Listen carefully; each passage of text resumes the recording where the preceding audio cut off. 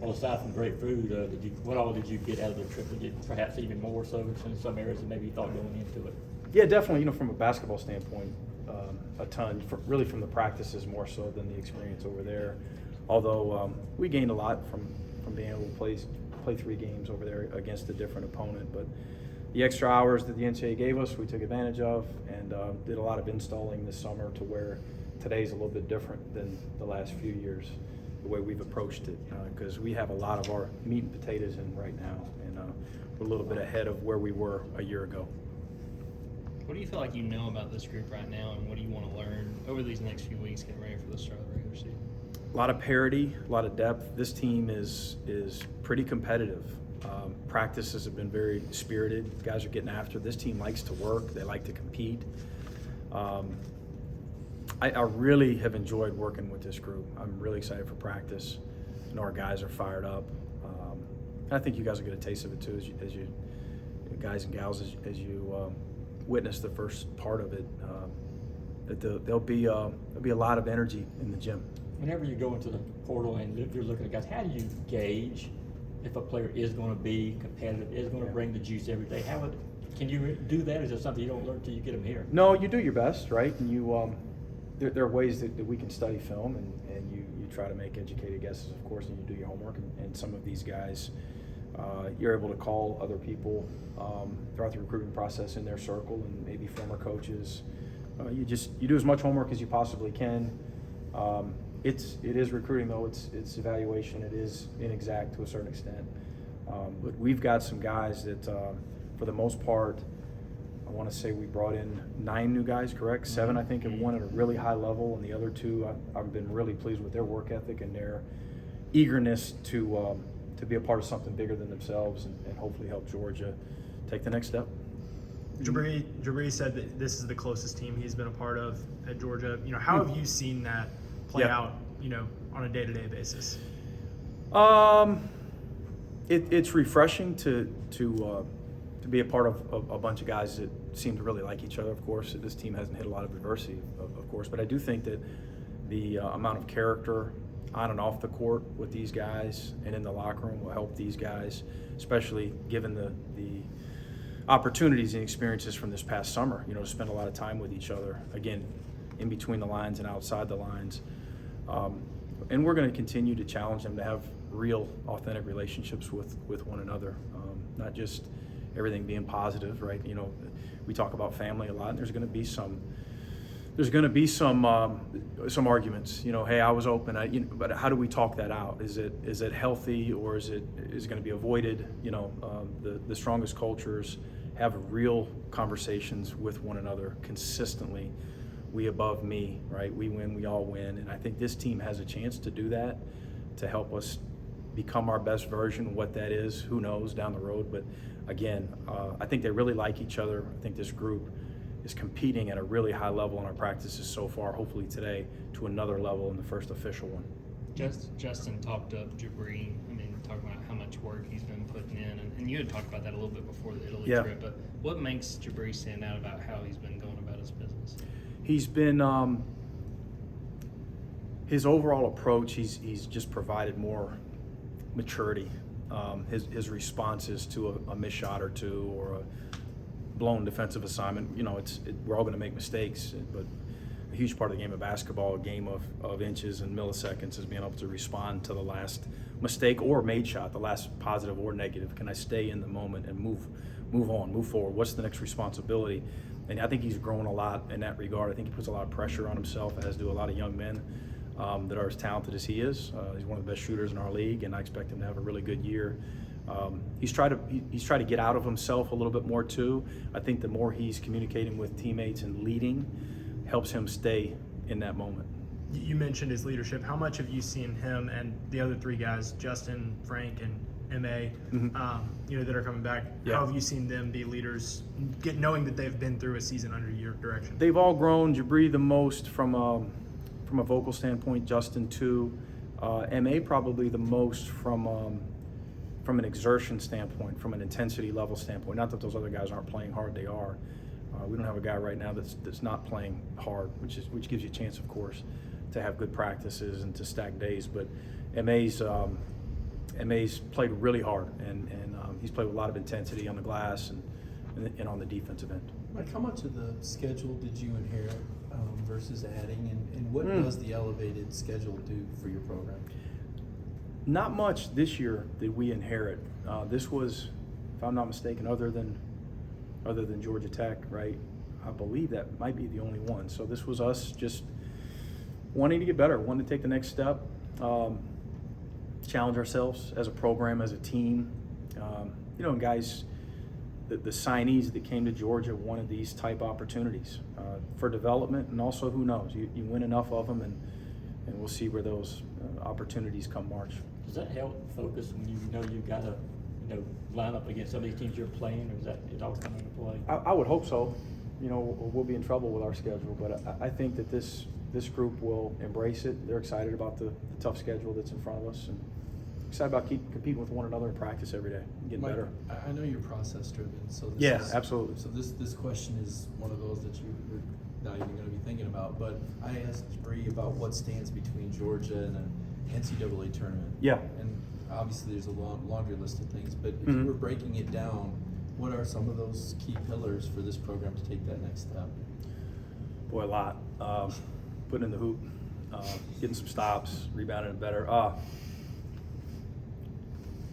As much as we talk about being process driven and not results driven, and we're running our race, and Jabri's running his race individually, and Russell Chu is running his race, and let's get better today, let's attack today, right?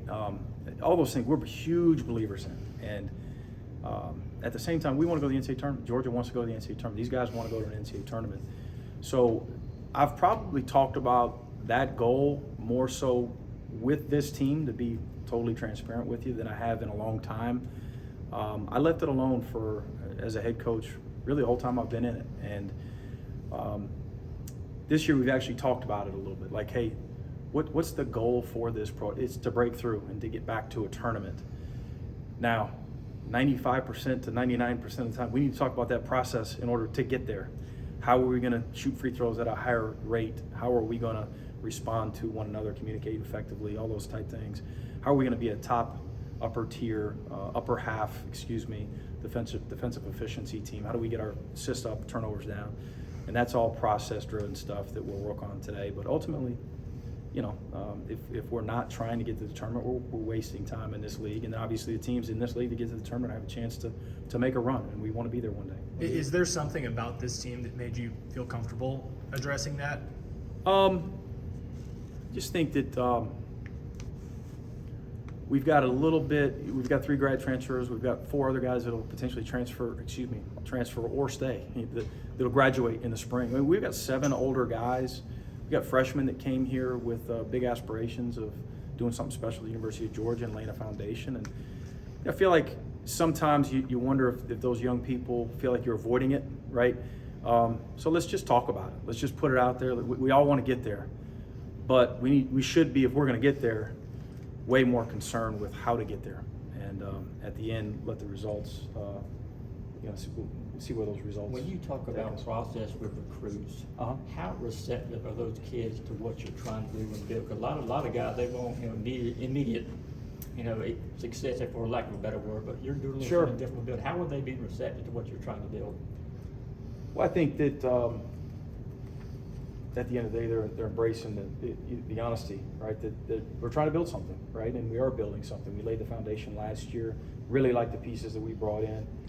I feel strongly that we'll be better this year. 3rd in the league last year in tempo, committed, convicted on playing fast, hoping to be 1st or 2nd in tempo this year, really getting up and down the floor. But the process piece, I think, is really important in recruiting, because this is a team sport, but it's also an individual sport, and that process is extremely important for their individual aspirations, for our guys to continue to get better individually as we all get better together collectively as well. You alluded to it there a little bit, but what do you want the identity of this team to be, and how important are these next few weeks in establishing that? Toughness, attitude, mental toughness, physical toughness, doing what's hard all the time, attitude, the way we approach everything, the way we respond to everything on the court, off the court, growth, daily growth. Let's get better today. stack a bunch of days. Let's get a lot better over the next month and then the following month and see where it goes. You know, great attitude, connectivity. Those are things that we're talking about on a daily basis. If we get all those things, good things will happen for this group. So do you reflect on what you did at Ole Miss? I mean, a lot of what you're saying kind of reflects the grit that maybe you displayed in your career. Yeah, I was out there playing football, but my teammates were really good at basketball. Threw it to them and ran to the corner before I turned it over, fouled a lot. Yeah, we built something special, though. You know, Rob Evans texted yesterday wishing luck on our first practice. It meant a lot to me, you know, a big mentor in all of our lives. But we had a great group of guys that really got along, got after it, sold out the defending and rebounding. And certain nights it'd be Keith's night to go get 20, certain nights it'd be Ansu's night to go get 20. And that's how you build something. You know, we talked about this a lot last year. Let's take our shot, not my shot. And I'm not gonna get back going on the cliches again, but it's day one, baby. We're all excited, right? The upgrades at Stegman, I know that was an emphasis for you when you came in. How pleased have you been with that? I haven't spent a lot of time thinking about it, honestly. Again, something I can't control. I stuck my head in there the other day. Looks great. Ceiling looks great. I'm sure at some point they'll say, hey, this is when you get back in the building, and we'll take advantage. We've taken advantage of our facilities up here to this point. We've got a great facility up here. When I took the job, we were the only program in the league out of 14 schools that didn't have a weight room, strength conditioning room devoted to just men's and women's basketball, and that has been fixed. I mean, we're in it, and it's beautiful. And it's from what I gather, is the largest in our league. Again, devoted just to men's and women's basketball. Gives us not only gets us up to par, but maybe gives us an advantage, something to sell in recruiting. I was down there this morning trying to work off some of that Italy pizza. Ask you real quick about Noah Thompson, how his game you see it translating to. Noah Thompson's really good. He's a guy that was close to 3-to-1 assist turnover off the top of my head at Niagara as a big usage guy, their best defender, and got 19.5 a game. Again, played well against the high major opponents that they played and some of the better teams in their league. He's really good. He's good at a lot. He's also a leader. He's positive. He's incredibly smart. He's always talking. He's a split-second thinker. Brings a ton of positive energy to practice. Love coaching him. What are your early impressions just of this freshman group and what you've seen? Really like him. Seems like every other day you say, boy, he was our best freshman today, or this guy played better today. They've each had their own days, whether it's Dylan or Blue or Maury or Silas. They're all a little bit different. They complement each other well. They've all won at different places in their process and their journey to this point.